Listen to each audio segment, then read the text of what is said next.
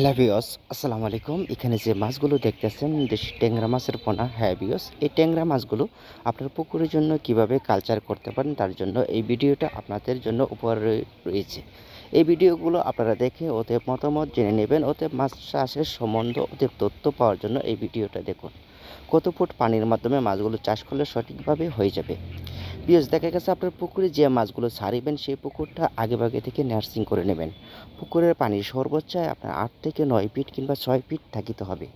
তার মাধ্যমে রয়েছে মাছের খাদ্য অতএব কোয়ালিটিযুক্ত খাদ্য ব্যবহার করতে হবে। তার মাধ্যমে রয়েছে আরও পর্যাপ্ত পরিমাণ তথ্য পেয়ে থাকবেন। বেশ 3 থেকে 4 ফুট পানির মধ্যে মাছ ছাড়তে পারবেন কম পরিমাণ, অতএব 5 থেকে 7 ফুট পানির মাধ্যমে মাছ ছাড়তে পারেন বেশি পরিমাণ। তার জন্য রয়েছে 8 থেকে 9 ফুট পানি থাকলে আরও দ্বিগুণিত মাছগুলো চাষ করা যাবে। দেশি মাছগুলো দলবদ্ধভাবে পুকুরে চাষ করেন অতএব অনায়াসেভাবে 3 থেকে 4 মাসের ভিতরে বাজারজাত করতে পারবেন। হ্যাঁ ভিউয়ার্স, তার মাধ্যমে এখন আমরা চলে আসি পুকুরে কিভাবে সুদংশভাবে করতে পারেন কাজগুলো। পুকুরে নার্সিং করে অতএব চুনটা ব্যবহার করবেন প্রতি শতাংশে 400 থেকে অতএব 300 গ্রাম করে আলাদা পুকুরে। তার মাধ্যমে রয়েছে মাছ ছাড়ার পূর্বে সর্বোচ্চ চুন ব্যবহার করতে পারবেন 50 থেকে অতএব 100 গ্রাম করে।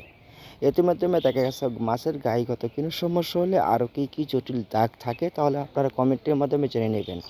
বাজারগত মূল্য ওষুধ রয়েছে অতএব যা ওষুধটার নাম হলো মাইকেলেন অতএব ফিটিলেন। এই ধরনের ওষুধ ব্যবহার করুন, অতএব সফলতা পাবেন।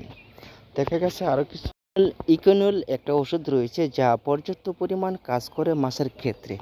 মাছের জটিল ভাব অতএব দাগ থাকিলে সম্পূর্ণটা কেটে যাবে।